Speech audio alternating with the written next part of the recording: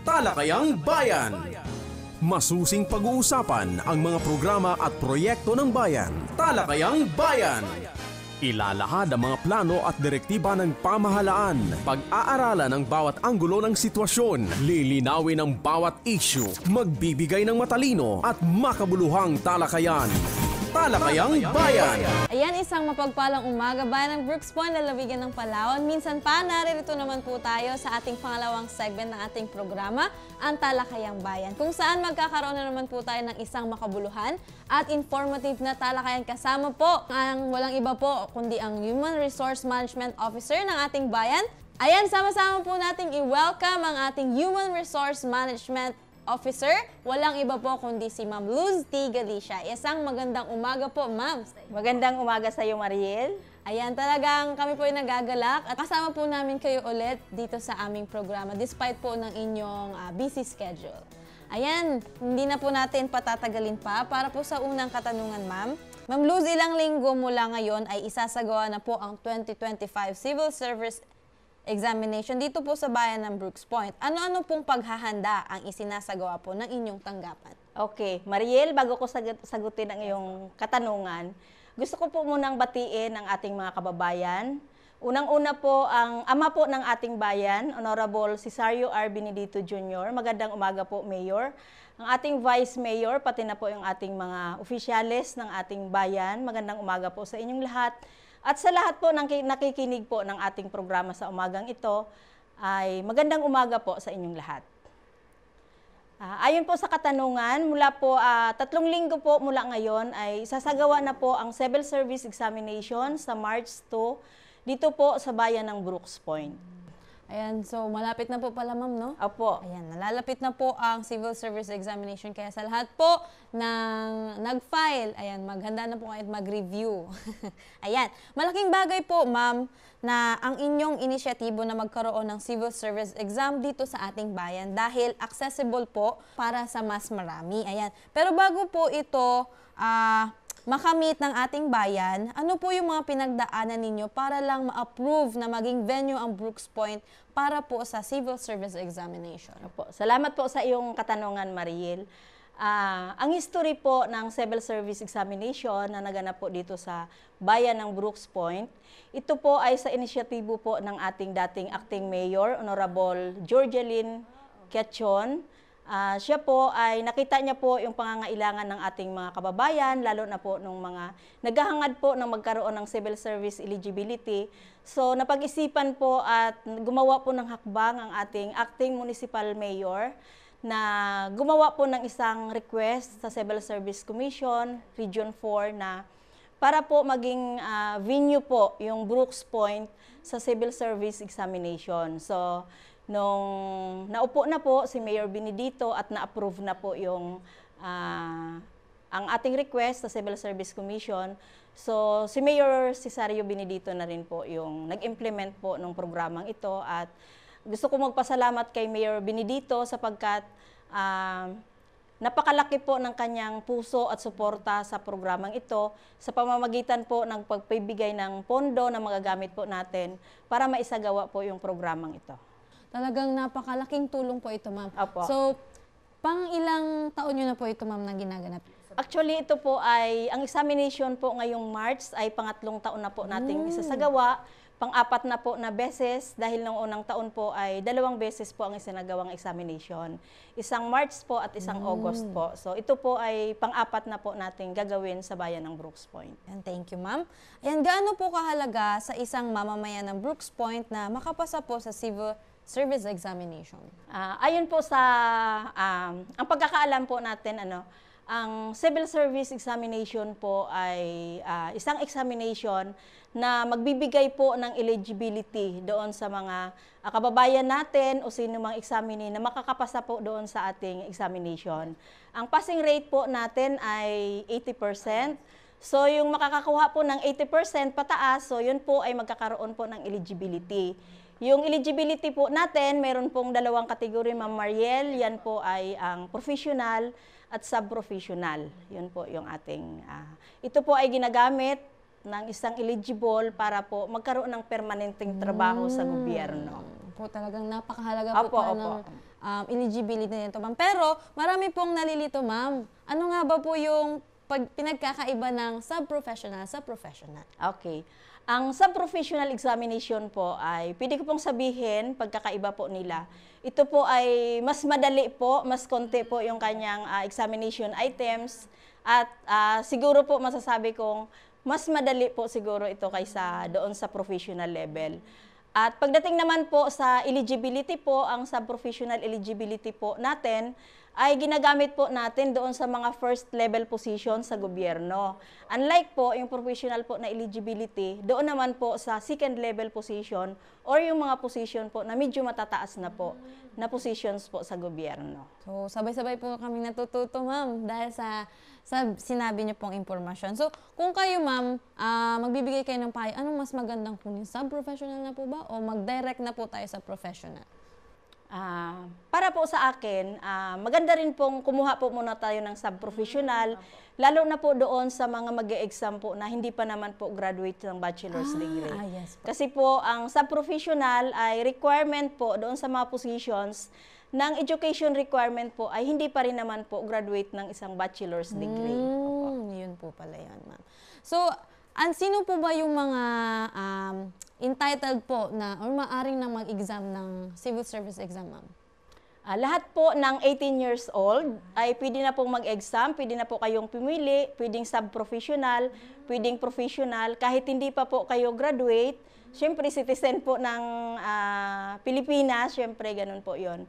At nakapag-file po ng civil service examination application form during application period po. Sabihin po, lahat ng mga mamayan ng Pilipinas na edad 18 pataas po ay entitled po para mag-exam. Ayun, sabay-sabay po kami natututo, ma'am. Salamat po.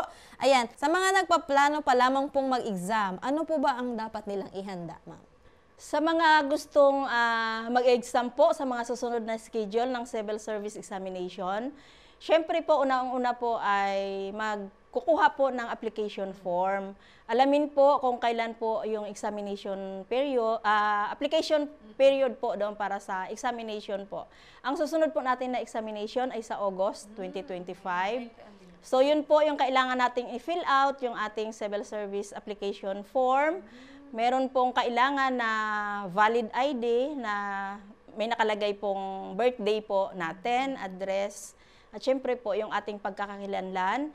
Kailangan din po ng ID picture, 4 na piraso po. At syempre po, meron po itong application fee na 500 pesos. Sa ngayon po, ang ating opisina po, ang Human Resource Management Office, dito po sa Municipal Hall, kami po ay pwede pong magtanggap ng mga application form. Ang sa August po ay maaaring sa June po magsisimula ang pagtanggap. Ayan po. Ayan, thank you, ma'am. Ayan, syempre po, nabanggit niyo po kanina kung gaano kahalaga po na magkaroon ng eligibility. Ayan po, ano po yung inyong maipapayo para sa mga kababayan po natin nagnanais na makapasa sa civil service exam?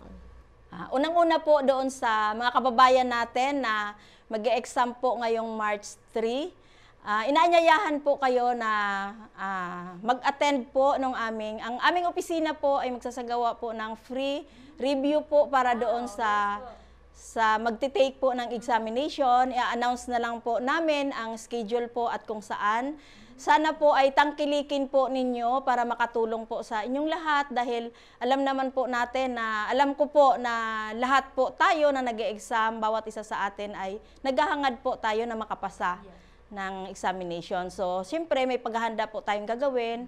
Huwag lang pong pupunta sa ating mga room para mag-exam. Sana po ay unang-una po yung physical natin, siyempre yung ating isip at siyempre po yung pagre-review po para mas malaki po yung chance natin na makapasa. So, mag-a-announce po kami ng schedule po ng ating review po. Meron po pala kayong free review, ma'am. Kita niyo yung mga kababayan. Thank you, ma'am, sa initiative po ng HRMO. At talagang ang civil service examination, sabi nga po nila, is one of the hardest exam nga po na ipasa. Bukod sa 80% po ang passing rate, doon pa sa mga questions ay napakahirap daw po ito according sa mga nag-take. Ayan. So may iba po tayo, ma'am. Bilang head po ng HRMO, ano po ang mga challenges na inyong kinakaharap o mga kinaharap na po at paano nyo po ito nalagpasan?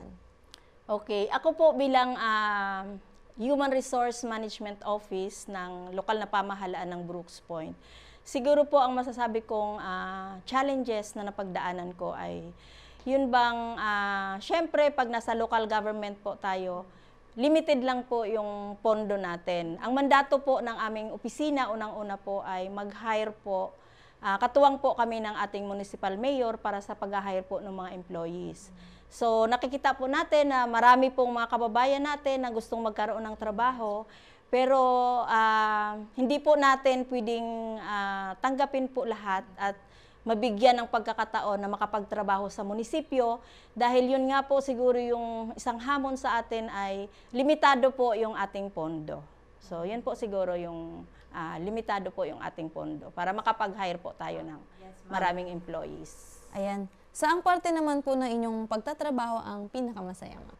Okay, so yan din ang pinakamasayang tanong, Mariel. So ako po ay napakalaki po ng aking pasasalamat na nagkaroon po ako ng pribilehiyo na mailagay po sa posisyong ito. Alam ko po na nagiging kasangkapan po ako sa pamamagitan po ng pangunguna ng ating municipal mayor doon po sa pag-hire ng mga employees. So nakikita ko po every time po na mayroon kaming naha-hire, lalong-lalo na po yung magiging permanent position, nakikita ko po yung kanilang kasiyahan na mailagay ka sa posisyong ito kung ano man po yung makukuha po nilang posisyon dahil ang syempre po pag na-appoint po tayo, minsan nakikita ko po, sabi ko nga na mababago po yung buhay natin kapag nagiging permanent employee po tayo. Unang-una po, syempre, meron tayong tiyak na pagkukunan na magagamit po natin sa ating pamilya. So kung magkaganon po ay sigurado nating mapapaaral natin yung empleyadong ito, mapapaaral niya po yung kanyang mga anak, mabibigyan niya po ng magandang kinabukasan at ano na po yun, yung kanyang mga anak ay ganun din po, magkakaroon din ng maayos at siyempre magiging dahilan po yun para maging maunlad po yung ating bayan. Talagang saludo kami, ma'am, sa ginagawa niyo po at binibigyan niyo pong serbisyo sa bawat employee po ng pamahalaan ng Brooks Point. Ayan, Ma'am Luz, kamakailan po sa ating flag ceremony ay may mga kawani ng pamahalang lokal ang kinikilala at pinaparangalan po. Maaari niyo po bang ibahagi sa ating mga taga-subaybay ang programang Praise at ano po ang kahalagahan nito sa ating pamahalaan? Okay po. Ang programang Praise po ng ating pamahalaang lokal ay kilalanin po yung mga natatanging nagawa po contribution ng ating individual na empleyado at ganun din po ng mga opisina. Nung mga nakaraang flag ceremony po, meron po tayong mga pinarangalan na ilang empleyado na kung saan sila po ay nagsikap na mag-aral po ulit. Graduate na po sila ng bachelor's degree pero minarapat po nilang mag-aral ng masteral degree po para po matulungan po yung kanilang kakayahan para makapag-serve pa po ng maayos sa ating mga kababayan. So yung praise po na ito, ma'am, ay limitado lamang po ba siya sa mga permanent or casual? Hindi po. Ang praise po ay programa po para magbigay ng parangal, kilalanin po yung sino mang empleyado po, pwede namang job order, casual po, contract of service, meron pong kakaibang contribution na naibigay po na serbisyo sa ating pamahalaan. So may mga opisina po tayong binigyan din ng parangal sapagkat sila po ay nakatanggap ng mga parangal mula po sa ating province, sa region at sa ganun din po sa national po na mga awards po. Thank you, ma'am. Ayan, nasa dulo na po tayo ng ating programa, ma'am. Ayan, kung may nais pa po kayong ipabatid or sabihin sa ating mga taga-subaybay, nasa inyo na po ang pagkakataon. So, para po sa ating mga kababayang nakikinig sa programang ito, muli po ang aking pagbati po sa ating lahat at pasasalamat na rin po sa ating punong bayan, yung ama po ng ating bayan, Honorable Cesario R. Benedito Jr. sa kanya pong suporta sa aming opisina sa mga programa po. Hindi po namin maisa sa katuparan ng aming mga programang ito kung wala po yung suporta ng ating municipal mayor. Ganon din po sa mga magulang po na nakikinig ngayon. Ako po bilang HRMO po ng Bayan ng Brooks Point, sikapin po natin na mapag-aral po natin yung ating mga anak Dahil nakikita ko po na ang edukasyon po yung talagang makakatulong po sa ating mga kabataan para po magkaroon po sila ng magandang kinabukasan. Para naman po sa ating mga kabataang taga Brooks Point, magsikap po mag-aral para po makapagtapos ng pag-aaral at tulad po ng nakikita nyo pong mga empleyado ngayon sa munisipyo, ay maaaring isa po kayo sa magkaroon din ng permanenteng trabaho sa ating lokal na pamahalaan ng Brooks Point sapagkat ito po ang puso ng ating municipal mayor ngayon na mabigyan po ng trabaho po yung marami po nating mga kababayan. So marami pong salamat sa inyong lahat at magandang umaga po. Ayan, maraming salamat po, ma'am, sa punta po sa aming imbitasyon kahit po na napaka-busy nyo, ma'am. At kami po sa aming team, nagpapasalamat po kami sa serbisyo po na inyong ibinibigay para sa aming mga employee at sa iba po naming mga kasamahan dito sa lokal na pamahalaan ng Brooks Point. Naway, ma'am, hindi po ito ang huling pagkakataon na maimbitahan po namin kayo dito sa aming talakayan.